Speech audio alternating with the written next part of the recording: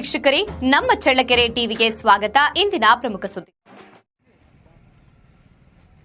ನಾಯಕನಹಟ್ಟಿಯಲ್ಲಿ ಬೇಸಿಗೆಯ ಬಿಸಿಲಿಗೆ ಜನ ಹೈರಾಣು. ತಂಪು ಪಾನೀಯಗಳ ಮೊರೆ ಹೋದ ಜನ.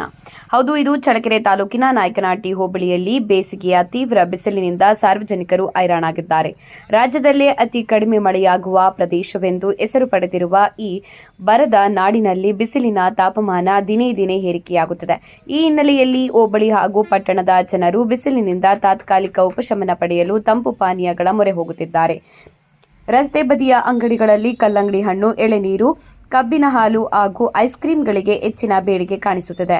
ಬೇಸಿಗೆಯ ಹುರಿ ಹೆಚ್ಚಾಗುತ್ತಿದ್ದಂತೆ ಜನರು ತಂಪು ಪಾನೀಯಗಳನ್ನು ಸೇವಿಸುವ ಮೂಲಕ ದೇಹದ ಉಷ್ಣತೆಯನ್ನು ತಗ್ಗಿಸಿಕೊಳ್ಳಲು ಪ್ರಯತ್ನಿಸುತ್ತಿದ್ದಾರೆ ಎಂದು ವ್ಯಾಪಾರಿಗಳು ತಿಳಿಸಿದ್ದಾರೆ.